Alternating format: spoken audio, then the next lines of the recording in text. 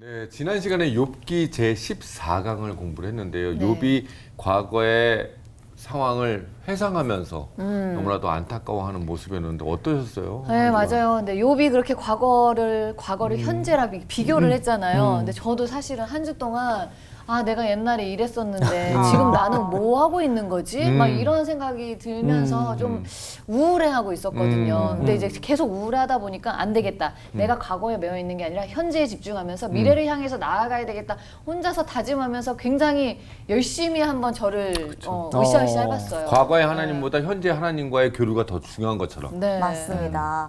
그리고 저는 그 마지막에 했던 그 욥의 맹세가 굉장히 인상 깊었었거든요. 네. 내가 진짜 그런 악행을 저질렀으면 어떤 처벌이라도 달게 받겠다. 맞아. 그 당당함이 굉장히 인상 깊었고 저도 당당하게 살아야겠다라는 생각이 들었어요. 당당해요. 네. 얼마나 답답하겠습니까? 네. 이유도 모르고 이 고난을 받고 있으니까. 과연 오늘은 또 어떤 내용으로 보내주실지 네. 기대가 됩니다. 네. 목사님 나오십니다. 안녕하세요. 안녕하십니까? 네. 네, 건강하게 잘 지내셨습니까? 네. 네, 밝은 얼굴로 다시 뵙게 돼서 반갑습니다. 네. 네. 욥기 공부하는 시간이 많이 기다려지지 않습니까? 네, 맞아요. 네. 마치 연속극을 보듯이 주말 드라마 같은 거 보게 되면 그 다음에 또 어떻게 될까 굉장히 그쵸. 궁금하고 네. 네. 기다려집니다. 그렇죠? 네. 네. 욥기가 꼭 그런 책이 아닌가 싶어요. 네네. 이제 오늘은 굉장히 흥미진진한 그런 부분 우리가 공부할 터인데 3라운드에 걸쳐가지고 격투기가 벌어졌잖아요. 네. 네. 욥이 링 위에 올라가 있는데 3명이 연달아 올라와가지고 아주 혈전을 벌였어요. 네. 자, 이제 3라운드 경기가 다 끝났으면 하나님이 심판관이 되셔가지고 딱 나타나셔서 정리가 돼야 돼요. 네, 누가 이겼는지 이제 욥의 손을 들어줄런지 아니면 새 친구의 손을 들어줄런지 상당히 긴장되는 순간인데 네. 갑자기 엉뚱한 사람이 링 위에 올라오는 거예요. 그래요? 또 누가 나오나 보였네요. 또 누가 나옵니다. 어허. 링 밑에서 이렇게 구경하던 사나이가 갑자기 링 위에 올라가가지고 당신 나하고 한번 싸워보자. 어머. 어머나. 그런 형국의 이야기가 또 시작이야. 이제 오늘 공부하는 시간에 이제 펼쳐지게 됩니다. 오늘 수업 욥기 15강 하나님의 정의 대 하나님의 자유. 자, 욥기가 이제 1장, 2장 서막하고 이제 42장 뒷부분에 종장 두 부분은 산문으로 되어 있지만 그 가운데 끼어 있는 33장 1절로부터 이제 40장 그 부분까지 이제 시어로 되어 있다. 네. 제가 그런 말씀한 네. 거 기억나시죠? 네. 네. 특별히 3장 1절로부터 31장 40절까지는 욥의 항쟁이라고 볼 수 있어요. 항쟁이라고 하는 말은 항의하면서 투쟁한다는 투쟁하는 거죠. 아주 과격한 용어죠. 네. 그냥 뭐 규탄하고 또 이렇게 절규하는 정도가 아니라 하나님께 항의를 하고 투쟁하는 형국의 그런 이제 시문으로 되어 있습니다. 이제 우리 지난번에 공부했던 이제 말씀에 의하면 새 친구와의 논쟁을 다 종결하고 욥이 자신의 무죄 결백을 주장하는 것으로 끝이 났어요. 네. 자신이 저질렀을 것으로 추정되는 죄가를 기록한 소송장이 있다면 그것을 자랑스럽게 어깨에다가 메고 또 왕관처럼 머리에 쓰고 다니겠다. 맞아요. 이런 주장을 했죠. 네. 네. 이런 주장의 그 배후에는 어떤 자세가 엿보입니까? 나는 무죄야. 당당하다? 네. 떳떳하다? 네. 죄가 없다. 소송에서 반드시 이길 자신이 이겼다. 있다고 하는 네. 자신감을 자신감. 내비친 네. 그런 말씀 아닙니까? 네. 그러면 이제 재판장 되신 하나님께서 네. 나타나셔가지고 이제 왜 욥에게 무고하고 부조리한 권한을 허락하셨는지 그러니까. 또 친구들이 옳았는지 욥이 옳았는지 하나님께 심판을 해주셔야 마땅하거든요. 네. 그런데 하나님이 나타나는 것이 아니라 초두에 말씀드렸던 것처럼 갑자기 이상한 사나이가 링 위에 뛰어 올라오는 겁니다. 자, 여기 한번 보세요. 네. 31장 40절이 이제 욥의 마지막 발언입니다. 이것으로 욥의 말이 모두 끝났다. 그럼 곧바로 이제 38장 1절 말씀이 나와야 되거든요. 네. 그때 주님께서 욥에게 폭풍이 몰아치는 가운데서 대답하셨다. 네. 31장에서부터 38장으로 곧장 이렇게 건너떠야지 문맥이 자연스러운데 이제 32장부터 37장까지 무려 6장에 걸쳐가지고 뭔가가 있어. 네 번째 사나이가 갑자기 출연해서 야. 욥하고도 싸우고 새 친구하고도 싸워보고 아우. 4명을 상대로 해가지고 다 이제 격투기를 벌이는 어머나. 그런 이상한 말씀이 이제 나오게 됩니다. 아니 진짜 말이 너무 많나 봐. 지금 7장 정도의 분량으로 여- 지금 여섯 이야기- 장? 여섯 장 정도의 네. 분량으로 지금 하잖아요. 그러니까 상당히 말을 많이 하는 거죠. 네. 자 보세요. 이렇게 하나님의 현현, 하나님의 나타나심을 대망하는 차에 전혀 예상치 못한 제4의 인물이 혜성처럼 등장하게 됐어요. 와. 혹시 네 번째 인물의 이름을 들어보신 적이 있습니까? 네? 엘리후? 엘리후. 오. 어떻게 아셨어요? 아니, 성경책에 써 있어요. 미리 알았던 건 아니고 이제 네, 습관적으로 미리 보셨구나. 보니까 야, 역시 예습을 엘리후라고 철저하게 하는 이름이 합니다. 딱 나왔다는 거죠. 네. 네, 어쨌거나 이제 알고 있다는 게 중요하죠. 자, 이 엘리후라고 하는 이름은 욥기에서 유일하게 등장하는 히브리식 이름이에요. 다른 이름들은 다 아랍식 이름인데 욥기 42장에 걸쳐가지고 히브리식 이름을 가진 유일한 인물이 엘리후라고 한 사람이에요. 이 엘리후라고 하는 이름의 뜻은 My God is here. 나의 하나님이 여기에 계시다. 이런 뜻이에요. 그 엘리후는 어떤 사람입니까? 람 족속에 속한 부스 사람 바라겔의 아들 이렇게 되어 있어요. 바라길. 그러니까 이 엘리후에 대한 이 정보까지 이제 성경에 이제 기록이 되어 있습니다. 네. 자, 그런데 이 엘리후라고 하는 사람은 수수께끼 같은 신비의 인물이에요. 이제 38장부터 41장까지 하나님이 욥에게 나타나 가지고 여러 가지 말씀을 하시는데 네. 이제 그 하나님 나타나시기 전에 32장부터 37장까지 무려 6장에 걸쳐 가지고 4차례 발언을 하는 것으로 되어 있어요. 근데 그 발언의 대상이라고 하는 것이 어떨 때는 욥을 겨냥하기도 하고 어떨 때는 새 친구를 겨냥하기도 하고 또 욥기를 읽는 독자들까지 포함해 가지고 네. 이런 여러 가지 발언들을 쏟아냈는데 4차례 발언을 한다는 게 중요해요. 네. 흥미로운 거는 이제 그동안에 욥이 발언도 하고 친구들도 발언하고 또 하나님께서도 말씀하시고 이제 다양한 평가와 반응이 있었는데 엘리후가 발언할 때는 아무런 반응도 없어요. 욥도 한마디 말도 안 하고 또 엘리바스라든지 빌닷이라든지 소발 같은 사람도 한마디 응답을 안 하는 거예요. 그 엘리후의 이 발언이라고 하는 거는 혼자 말하고 혼자 끝낸다. 호련히 무대에 등장했다가 아무런 반응이나 평가도 없이 바람과 같이 사라지고 마는 인물이 바로 엘리후다. 되게 특이한 그게 이제 사람이네요. 중요한 것입니다. 네. 자, 이제 문맥의 자연스러운 흐름으로 볼 때 이제 욥이 마지막 발언을 끝난 다음에 하나님이 짠 하고 나타나셔가지고 욥의 그 어떤 이의 제기에 대해서 하나님 일일이 대응을 해 주셔야지 그게 맞는 거죠. 네. 맞아요. 근데 갑자기 엘리후가 등장한 거예요. 엘리후는 왜 등장했을까? 그는 도대체 누구이며 욥기 전체에서 어떤 역할을 하는 사람인가?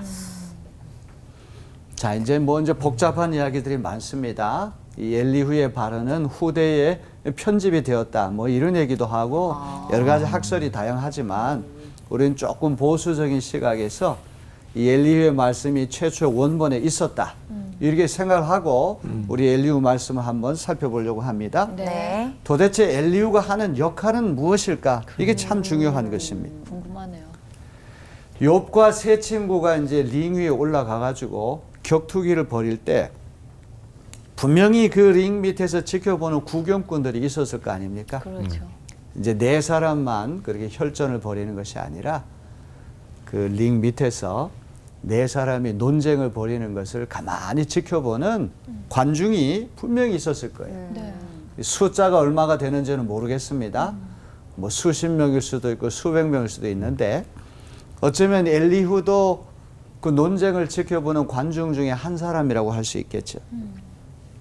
그런데 서막이나 종장이나 지금까지 어떤 말씀에도 엘리후라고 하는 이름은 한 번도 등장한 적이 없어요.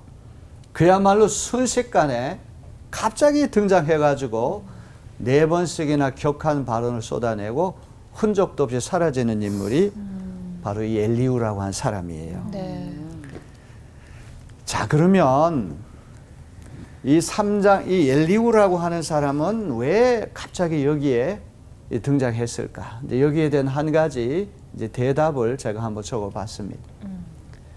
3장에서부터 31장까지 욥이 쏟아낸 발언이라고 하는 것이 너무 강경하고 도전적이고 신성 모독에 가깝기 때문에 하나님이 짠하고 나타나시기 전에 욥의 지나치게 자기 중심적인 자기의 셀프 라이처스네스라고 합니다. 나만 옳다고 주장하는 그 자기의를 조금 이렇게 가라앉히고 상쇄시키기 위해서 엘리후가 등장했다. 그러니까 자기만 옳다고 주장하는 욥이 네. 갑자기 하나님과 대면하게 되면 이게 정면 충돌이 된다. 양쪽이 더 강하기 때문에 어떤 출구가 없게 되니까 이제 6장에 걸쳐 가지고 엘리후라고 한 사람이 이제 등장해서 어떻게 보면 욥과 하나님이 대면하기 전에 이제 분위기를 만들어 주는 것이죠. 일종의 완충지대 역할을 하고 하나님 만나기 전에 숨고르기가 필요해가지고 엘리후가 등장했다. 이렇게도 볼 수가 있습니다. 네. 좀 이해가 되십니까? 네. 네. 그럴듯하죠. 네. 네. 그 다음에 세 친구가 욥을 항복시키려다가 다 실패했잖아요. 네. 네. 아무리 얘기를 해도 욥이 인정을 하지 않으니까 이제 이 세 친구는 어떻게 보면 욥에게 패배했다고 해도 과언이 아니에요. 자기들 주장이 먹혀들지 않았기 때문에 그런 것이죠. 자, 이제 욥기 저자는 하나님께서 나타나시기 전에 마지막 인간의 지혜를 모색한 끝에 나온 히든 카드가 엘리후다. 세 친구 가지고는 욥을 설복시킬 수 없으니까 하나님이 나타나셔서 직답을 하시기 전에 마지막으로 이 세 명을 능가할 수 있는 4번째 인물이 나타나가지고 가장 그럴듯한 대답을 할 수 있지 않을까. 하나님께 비밀 병기처럼 몰래 숨겨놓은 히든 카드가 엘리후다. 이렇게도 볼 수가 있습니다. 자, 하나님의 절대 주권과 공의, 욥의 절대 무죄 주장이 정면 충돌하는 것을 방지하기 위해서 엘리후라고는 신세대 신학자가 등장한다. 신학자인가 봐요. 그렇죠. 신세대고. 신학자. 어떻게 보면 아주 이 엘리후라고 하는 사람도 아주 예리한 신학자는 틀림이 없어요. 근데 지금까지 이제 발언을 쏟아낸 욥과 세 친구는 다 연장자야. 나이가 많은 사람들인데 가장 젊은 이제 신세대 신학자, 엘리트 신학자가 딱 등장하는 형국이 됐어요. 출처를 알 수 없는 4번째 인물 엘리후. 이 엘리후라고 하는 사람은 어느 정도의 거리와 객관적인 냉정성을 확보한 사람 아닙니까? 근데 욥과 가까운 친구들도 아니고 또 3명의 친구와도 가까운 사람도 아니고 전혀 어디서 왔는지 알 수가 없는 사람 아닙니까? 정말 제3자네요. 그렇죠. 아주 객관적이고 아주 중립적이고 공평한 입장에서 욥과 친구들의 발언에서 드러난 오류들을 교정할 수도 있고 그래서 그들이 뭐가 잘못된 것들을 한번 이렇게 반성하게 만들기도 하고 또 하나님의 현현을 예비하고 또 이렇게 준비를 갖추게 하는 징검다리 역할을 하는 사람이 바로 엘리후다. 엘리후. 이렇게 볼 수가 있어요. 네. 자, 그런데 이 엘리후를 올바로 평가하는 일은 대단히 어렵습니다. 왜냐하면 이제 친구들이 이렇게 발언을 쏟아낼 때 욥하고 이제 격한 이렇게 논쟁을 벌이지 않습니까? 네. 그렇기 때문에 우리가 양쪽을 다 보고는 이렇게 평가할 어떤 기준이 있는데 아까도 말씀드렸지만 일방적이야. 엘리후라는 사람은 일방적이야. 자기 혼자 링 위에 올라가 가지고 욥도 올라오지 않은 상태에서 막 욥을 향해서 말을 하고 친구들을 향해서도 말을 하는 거예요. 역시 신세대네요. 그 신세대입니다. 신세대가 랩하는 느낌이에요. 네, 바로 그런 특징이 신세대 특징인지 모르겠는데 바로 이 엘리후라고 하는 사람 꼭 그런 사람이에요. 그래서 거듭 말씀드리지만 엘리후의 발언에 대해서는 욥의 대응도 없고 엘리바스나 빌닷이나 소발 어떤 친구도 이 엘리후의 발언에 대해서 응답을 안 해요. 심지어 하나님조차도 어떤 평가도 내리지 않아요. 그렇기 때문에 이 엘리후라고 하는 사람은 참 묘한 사람이고 진짜 궁금하네. 그러니까. 저 사람이 옳은 사람인가 그런 사람인가 저 사람이 하나님의 뜻을 전달하는 예언자고 대변자인가 아니면 사기꾼인가 이런 여러 가지 설이 난무하는 사람이 네. 바로 엘리후라고 볼 수 있습니다. 자 보세요. 엘리후를 어떤 사람은 세례자 요한과 같이 하나님이 오시기를 예비하는 예언자 역할을 한다. 이렇게 긍정적으로 보는 시선이 있어요. 첫째, 세례자 요한의 역할은 무엇입니까? 하나님과 저희를 연결해주는 네, 하나님과 우리를 연결해주는 역할. 이제 예수님 오시기 전에 터를 닦고 네. 이제 길을 준비하는 선구자 역할을 했던 사람이 예비자. 세례자 요한 아닙니까? 그러니까 하나님 나타나시기 전에 미리 이제 터를 닦아가지고 이제 욥이 하나님 만날 태세를 갖추게 하는 인물. 그래서 예언자 역할이다. 그런가 하면 아주 악평을 하는 사람도 있습니다. 엘리후의 발언을 가만히 읽어보니까 새 친구와 별 다를 바가 없어. 그래서 예언자 흉내내는 사칭자. 사칭이라고 하는 말이 무슨 말이에요? 아닌데 가짜, 그것처럼 가짜인데 거짓으로 네. 칭한단 말이죠. 네. 그러니까 진짜 예언자가 아닌데 지가 마치 참 예언자나 되는 것처럼 사칭하는 영어로 프리텐더라고 하는 말을 쓰는데요. 어머니 착하네. 그래서 이 엘리후에 대해서는 호불호가 너무나 분명해요. 그렇네요. 이제 우리 다음번에 이제 우리가 살펴보겠지만 긍정 평가를 하는 사람도 있고 부정 평가를 하는 사람도 있어요. 그만큼 아주 복잡하고 미묘한 인물이 엘리후다. 이걸 염두에 두면서 이제 우리가 네, 살펴보려고 합니다. 네. 제럴드 젠첸이라고 하는 분은 이런 말을 했습니다. 자, 엘리후는 창세기 3장에 나오는 타락 이야기. 거기 뱀이 나오지 않습니까? 네, 네. 네. 뱀이 하는 역할이 뭐예요? 우리 이강준 씨. 뱀이 의심을 하게 만들잖아요. 의심을 하게 만들죠? 네.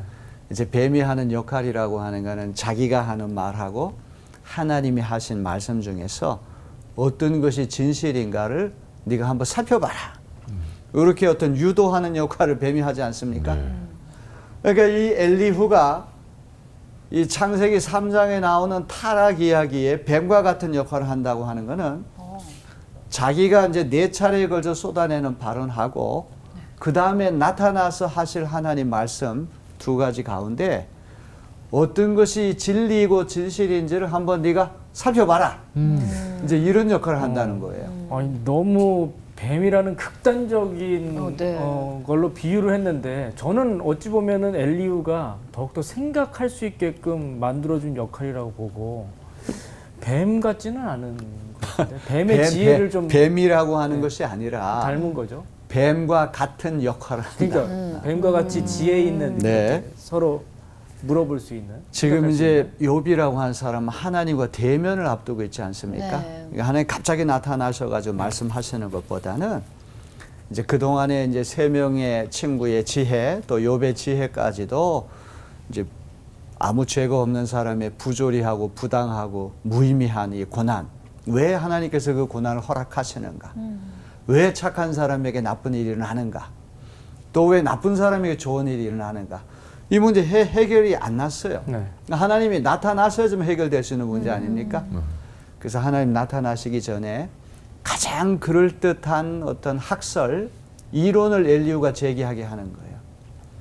그래서 이제 욥과 세 친구뿐만 아니라 우리 독자들도 야, 엘리후의 발언이 참일까? 아니면 하나님의 발언이 참일까? 어떤 그런 역할을 하는 것이 엘리후다. 그런 이야기죠. 무슨 얘기를 하는지 굉장히 궁금하네요. 그렇죠? 네. 도대체 엘리후가 어떤 그럴듯한 말을 하기에 이제 뱀과 같은 역할을 한다고 그랬을까요? 네. 자, 이제 우리 32장 2절 전반부를 우리 화면을 한번 다 보세요. 우리 네 학생이 다 같이 한번 읽어볼까요? 시작. 욥이 이렇게 자기가 옳다고 주장하면서 모든 잘못을 하나님께 돌림으로 옆에 서서 듣기만 하던 엘리후라는 사람은 듣다 못하여 분을 더 이상 참지 못하고 화를 냈다. 자, 이제 제가 이제 여러분에게 들려주고 싶은 것은 엘리후가 갑자기 논쟁에 끼어든 이유가 여기 나왔어요. 듣다 보니까 짜증난 거예요. 그렇죠. 옆에서 이제 듣기만 하다가 짜증이 나가지고 이제 격분해가지고 갑자기 이제 무대에 등장한 꼴이 됐단 말이에요. 그렇죠. 그 다음에 이제 32장 3절도 우리 네 학생이 다 같이 읽어봅시다. 시작. 엘리후는 또 욥의 세 친구에게도 화를 냈다.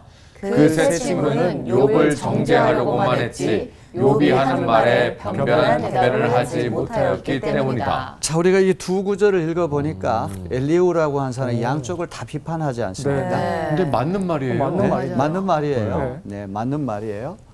자, 엘리후가 갑자기 끼어든 이유는 양비론이라고 하는 거 양쪽이 다 잘못됐다는 죄가 거예요. 있다. 욥도 잘못됐고 새 친구도. 새 친구도 잘못됐다는 거예요.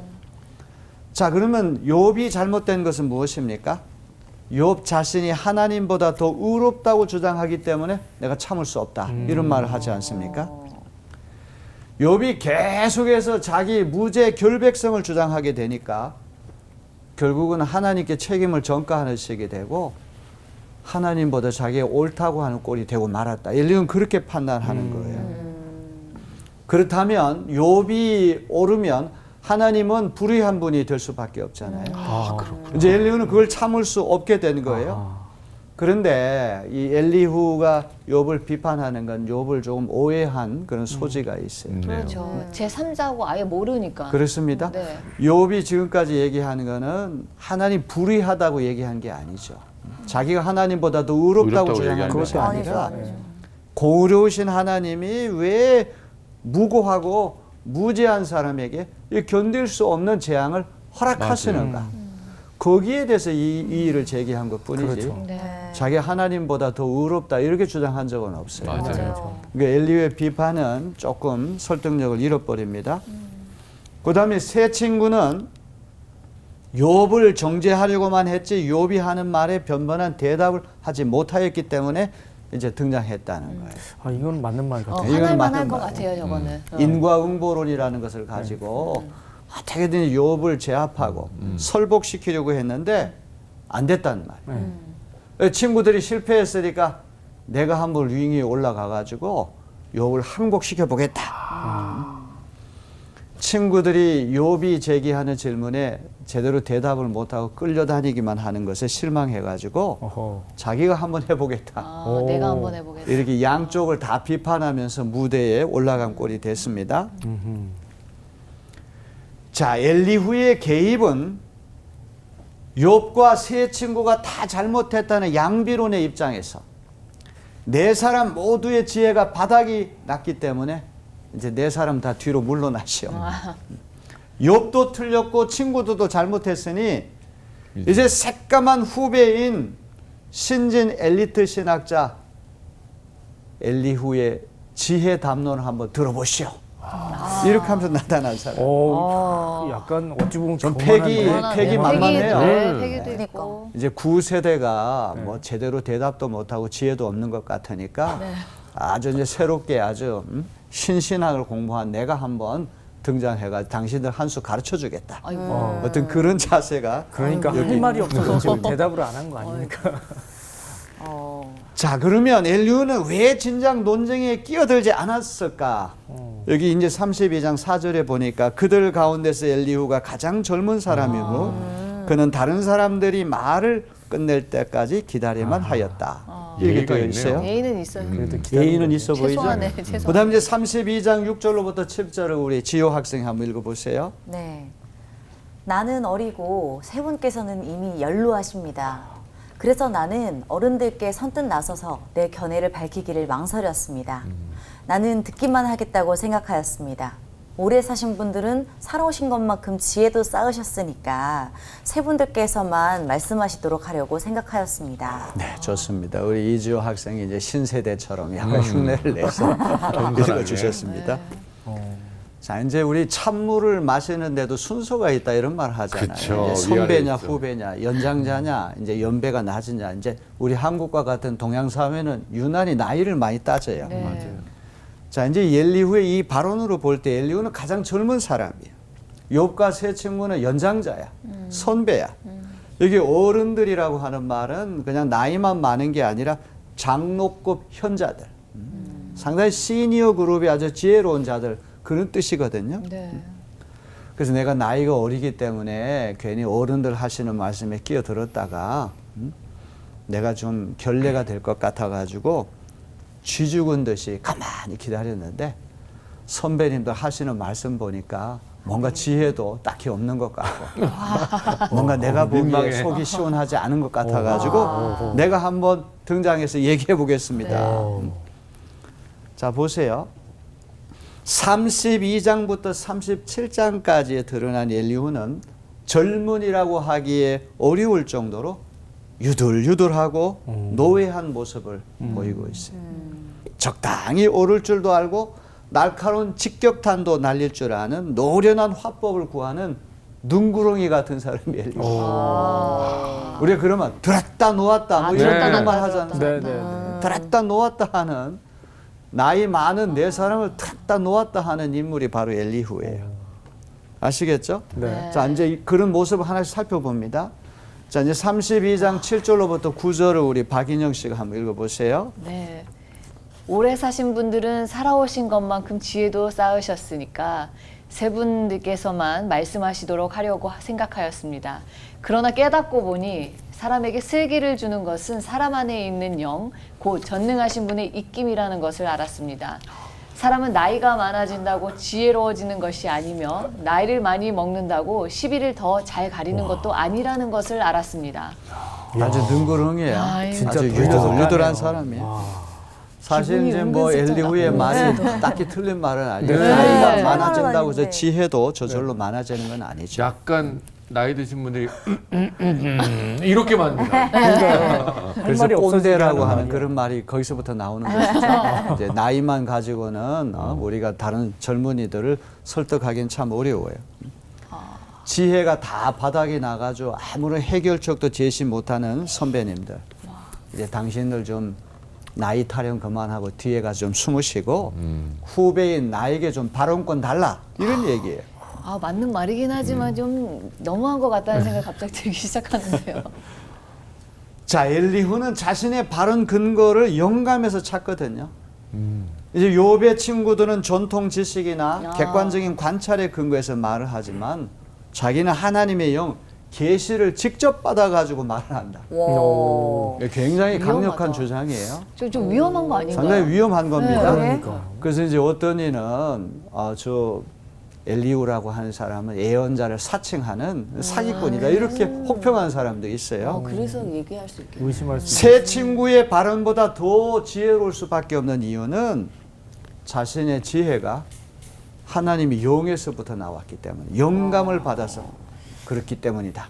자기는 하나님의 대변자요, 하나님 보내신 예언자다. 이런 주장이 여기 묻어 있는 것이죠. 이제 32장 19절을 우리 이강주 씨 한번 읽어볼까요? 말할 기회를 얻지 못하면 새술이 가득 담긴 포도주 부대가 터지듯이 내 가슴이 터져버릴 것 같습니다. 어떤 의미예요? 그러니까 너무 답답한 거죠. 보고 있으니까 답답해가지고 그냥 내가 나서서 얘기해줄게 이거야. 결론 말하지 짓겠다는 않으면 거죠. 터질 거예요. 뭐. 새술이 가득 담긴 그 포도주 부대라고 하는 것이 터지기 일부 직전 간 거야. 풍선이 바람이 꽉 들어가 터지기 일부 직전인 것처럼 내 가슴이 복장 터진다는 말을 하는데 답답하다. 답답해가지고 가만히 이제 이 3라운드에 걸쳐가지고 네 분이 논쟁하는 걸 듣고 봤는데 너무 어이가 없어가지고 내가 도저히 참을 수가 없습니다. 가만히 참았다가는 이게 가슴이 터질 것 같아가지고 내가 이야기하겠습니다. 이 젊은이로서 어떤 패기는 여기 분명히 엿보여요. 인정합니다. 인정. 자, 그 다음에 우리 32장 21절, 22절은 우리 추천 씨가 한번 읽어보세요. 이 논쟁에서 어느 누구 편을 들 생각은 없습니다. 또 누구에게 듣기 좋은 말로 아첨할 생각도 없습니다. 본래 나는 아첨할 줄도 모르지만 나를 지으신 분이 지체하지 않고 나를 데려가실까 두려워서도 그럴 수 없습니다. 아주 자기는 굉장히 공평무사하다는 그런 얘기 아닙니까? 네. 자, 이제 이렇게 이야기를 하면서 엘리후는 이런 주장을 해. 사람이 충분히 주의를 기울이지 못해서 그렇지 하나님께서 인간에게 말을 걸어오시는 두 가지 사례가 있다는 거예요. 첫째는 어떤 사례인가 볼까요? 꿈을 통하여 경고도 주시고 죄를 짓지 않게 하시며 교만하지 않게도 하신다. 구약성에서 꿈을 통해 가지고 어떤 하나님의 뜻을 헤아린 사람, 대표적인 사람 누구죠? 요셉. 요셉. 그래서 종종 하나님 꿈을 통해 가지고 어떤 경고 주실 때가 분명히 있습니다. 네. 자, 우리 33장 15절로부터 18절 한번 다 보세요. 제가 읽어보겠습니다. 네. 사람이 꿈을 꿀 때, 밤에 환상을 볼 때, 또는 깊은 잠에 빠질 때에, 침실에서 잠을 잘 때에, 바로 그때에 하나님은 사람들의 귀를 여시고 말씀을 듣게 하십니다. 사람들은 거기에서 경고를 받고 두려워합니다. 하나님은 사람들이 죄를 짓지 않도록 하십니다. 교만하지 않도록 하십니다. 하나님은 사람의 생명을 파멸에 빠지지 않도록 지켜주시며 사람의 목숨을 사망에서 건져주십니다. 꿈을 영몽이라고 하는 말도 있는 것처럼 영적인 꿈이 분명히 있어요. 네. 어떤 하나님 계시의 방편으로 꿈을 통하여 우리에게 경고도 하시고 앞으로 이제 일어날 일에 대해서 이제 두려워하는 마음을 갖게 할 때도 있어요. 네. 그다음에 두 번째가 중요합니다. 질병과 질병의 회복을 통하여 하나님의 섭리와 경륜을 깨닫게 하실 때도 있다는 거예요. 자, 33장 19절에 보니까 하나님은 사람에게 질병을 보내셔서 잘못을 고쳐주기도 하시고 사람의 육체를 고통스럽게 해서라도 잘못을 고쳐주시기도 하십니다. 이 질병과 고난이라고 하는 것이 정신을 똑바로 차리고 하나님께 돌아가 하나님의 뜻을 준행하도록 이끄는 좋은 반편이 될 수 있다. 네. 즉 그런 뜻 아닙니까? 네. 자, 그래서 여기서 이제 엘리후가 이 제기하는 조금 신선한 어떤 해결책이라고 하는 것은 고난에 대한 교육 훈련용 해석 혹은 섭리 목적론적 해석. 어떤 고난이든지 고난에는 소울 메이킹이라는 말이 있잖아요. 하나님이 우리를 참된 영혼의 사람으로 다듬어 가시고 아, 네. 훈련하시고 교육하시는 수단 될 수 있다. 네. 사실 그런 고난이 꽤 많죠. 네. 이제 우리가 힘들고 어려운 일을 통해가 자기를 반성하기도 하고 죄를 회개하기도 하고 하나님 앞에 바로 살려고 발버둥 치면서 인격이 더 이렇게 성숙해 가는 경우도 있죠. 네. 네. C.S. 루이스가 했던 아주 유명한 말입니다. 하나하나 우리가 잘 한번 머릿속에다가 입력할 필요가 있어요. 하나님 우리가 즐거워할 때 속삭이신다. 속삭인다는 말은 아주 고분고분 아주 작게 말하는 거죠. 네. 하나님은 우리의 양심에 말씀하신다. 이 말씀한다는 그냥 보통처럼 말씀하는 거예요. 양심이 깨어 있을 때는 하나님이 말씀을 그냥 하시는 거예요. 강도가 점점 세지는 겁니다. 그러나 우리가 고통받을 때는 샤우팅, 아, 외치신다. 속삭이는 것하고 그냥 보통 말하는 것하고 외치는 건 강도가 각각 달라요. 네. 하나님이 말씀을 걸어오실 때 즐거울 때 그냥 속삭거리기만 하시고 또 양심이 예민할 때는 그냥 보통처럼 말씀하시는데 우리가 고난을 받을 때에는 크게 외치신다네. 그래서 고통은 귀먹은 세상을 깨우는 하나님의 확성기다. 이런 말씀이 있습니다. 자, 그래서 이 엘리후라고 하는 사람이 이제 여기 1차, 2차 발언에서 우리가 주목해야 될 거는 하나님의 정의를 적극 옹호한다는 점은 친구들과 비슷해요. 그러면서 하나님의 주권과 자유를 강조한다는 점에서는 인과 응본의 약점도 비켜나가는 그런 특징을 보이고 있습니다. 자, 이제 34장 17절로부터 19절을 보게 되면 이렇게 되어 있어요. 요보르는 아직도 의로우신 하나님을 비난하십니까? 하나님이 정의를 싫어하신다고 생각하십니까? 하나님만 왕을 보시고서 너는 쓸모없는 인간이다 하실 수 있고 높은 사람을 보시고서도 너는 악하다 하실 수 있지 않습니까? 하나님은 통치자의 편을 들지도 않으시고 부자라고 하여 가난한 사람보다 더 우대해 주지도 않으십니다. 하나님이 손수 이 사람들을 지으셨기 때문입니다. 자, 그 다음에 이제 34장 12절에 보니까 참으로 하나님의 눈은 사람의 일거수일투족을 살피시며 그의 발걸음을 낱낱이 지켜보고 계십니다. 그 다음에 34장 13절로부터 15절을 봅니다. 어느 누가 하나님께 땅을 주관하는 전권을 주기라도 하였습니까? 어느 누가 하나님께 세상의 모든 것을 맡기기라도 하였습니까? 만일 하나님이 결심하시고 생명을 주는 영을 거두어 가시면 육체를 가진 모든 것은 일시에 죽어 모두 흙으로 돌아가고 맙니다.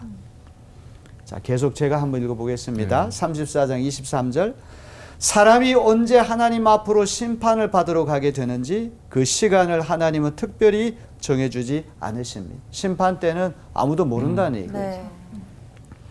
그 다음에 34장 29절 그러나 하나님이 침묵하신다고 하여 누가 감히 하나님을 비난할 수 있겠습니까? 하나님이 숨으신다고 하여 누가 그분을 비판할 수 있겠습니까? 이제 하나님의 침묵이라고 하는 거, 하나님의 은폐, 엄폐라고 하는 거, 하나님의 자유 아닙니까? 네. 하나님께서 꼭 대답하실 필요가 없다고 하는 하나님 숨어 계신다고. 그러니까 하나님의 자유 아닙니까? 자, 오늘 이제 우리 강의 제목이 하나님의 정의 대 하나님의 자유의 이 대결이에요. 하나님의 정의라고 하는 것은 하나님은 항상 공의로우신 분이에요. 불의하신 분이 아니에요. 그런데 이 자유라고 하는 것은 때때로 불의하신 것처럼 보일 때가 있어요. 착한 사람에게 나쁜 일이 일어나게 하기 때문에 그런 거 아닙니까? 욥이 하나님을 경외하고 악에서 떠난 의인임에 틀림이 없지만 극한 재앙이 일어나도록 그냥 허용하시잖아요. 네. 그러나 하나님이 정의롭지 않기 때문이 아니라 하나님의 자유 때문에 일어나는 거 아닙니까? 그렇죠. 네. 그래서 이 하나님의 정의와 하나님의 자유를 조화시킨다고 하는 건 너무나 어려운 일이에요. 만약 하나님의 자유만 강조할 경우에 하나님은 심술궂은 하나님, 변덕스러운 하나님, 선하고 의로운 사람에게 부조리하고 무의미한 고난을 허락할 뿐만 아니라 어떤 해법도 주지 않고 그냥 침묵하시고 수수방관하신 하나님, 그런 하나님 될 수가 있죠. 네. 자, 그래서 요 문제를 하나 이제 해결할 수 있는 그런 방법이 이제 요거예요. 하나님은 분명히 인간의 행위대로 갚으시는 공의의 하나님이지만 하나님의 자유의지로 일시적인 악을 허락하시고 침묵하실 수 있다. 악과 고난에 대한 종말론적인 해석이. 의로운 사람에게도 고난과 악이 일어나도록 허락할 수가 있지만 그건 어디까지나 일시적이다. 하나님께서 반드시 시간이 지나면 그 부조리하고 부당한 고난 당한 사람을 회복시키고 그 상을 주실 것이다. 마지막에 가가지고. 자, 이제 요것이 가장 이제 그럴듯한 해석이고, 이제 엘리후가 바로 이제 그런 주장을 하는데, 이제 욥의 경우에는 훈련용 고난, 교육용 고난으로 보기에 너무 어렵다는 데 문제가 있지 않습니까? 너무 큰 고난이죠. 너무 큰 고난이에요. 네. 이제 자기 아들이 뇌종양에 걸려가지고 이제 이렇게 신음할 때 외과 의사인 이제 아버지가 그 뇌종양을 고치기 위해 가지고 뇌를 이렇게 절개해 가지고 종양을 제거할 때 자기 아들에게 이제 메스를 대 가지고 뇌를 절개하는 건 끔찍한 일 아닙니까? 근데 그 이제 목적이 중요한 거예요. 네. 그거는 뇌 종양을 제거해 가지고 건강 주기 위해서 그런 거 아닙니까? 그래서 이제 여기 오늘 엘리후가 말씀한 것처럼 이제 우리가 겪는 상당수 고난은 하나님 우리를 더 성숙하게 만드시고 교육하고 훈련하시기 위해 주어지는 고난이 분명히 있어요. 또 이제 일시적이고 더 찬란한 어떤 미래의 영광이 기다리는 그런 고난도 있어요. 근데 욥의 경우에는 그 범죄에 들어가지 않는다는데 이제 그렇죠. 문제가 있는 것이죠. 자, 이제 오늘 이제 엘리후가 혜성처럼 등장해가지고 이제 발언 쏟아낸 거를 우리가 오늘 살펴봤으면 더 아주 자세하게 살펴봐야 했는데 시간이 없어가지고 다 우리가 다루지를 못했어요. 그러나 분위기만큼 여러분 좀 알 수 있죠? 네. 아, 엘리후라고 하는 사람 어떤 성격의 사람인가? 대충 아마 감을 잡았을 겁니다. 이제 다음 주에 한 번 더 우리 엘리후의 3차, 4차 발언을 우리 한번 살펴보겠습니다. 네. 자, 오늘 수고 많으셨습니다. 네, 감사합니다. 하나님은 제가 행복할 때 속삭이신다는 말씀이 있잖아요. 그 말씀을 딱 들으면 순간, 어머, 내 기쁨에 내가 취해서 하나님 말씀을 못 들었던 적이 내가 있었나? 난 항상 그렇구나. 괴롭고 고난받을 때만 하나님을 부르지 내가 즐거울 때는 안 부르는구나 라는 생각을 해봤어요. 아, 너무 마음이 아프다. 근데 저도 마찬가지로 하나님께서 즐거워하실 때는 속삭이시고 보통 때는 말씀하시고 우리가 고난에 있을 때 샤우팅 외치신다고 하셨는데 우리도 그게 필요할 것 같아요. 맞아. 우리도 하나님께 속삭이고 말하고 정말 힘들 때는 진짜 외치고. 외치면서 하나님께 부르짖어야 하는 그런 마음으로 우리가 기도를 해야 될 것 같다는 생각을 좀 했습니다. 네, 맞아요. 저는 이 욥기를 계속 배우면서 이제 새 친구가 떠났으니까 이제 내용 다 끝났으니까 더 이상 좀 괴롭게 하는 일은 없지 않을까. 끝나겠구나. 욥을 욕하는 사람이 더 이상 없지 않을까 했는데 계속 또 엘리후가 나타나가지고 욕을 하네요. 이 노래가 생각납니다. 어떤 노래죠?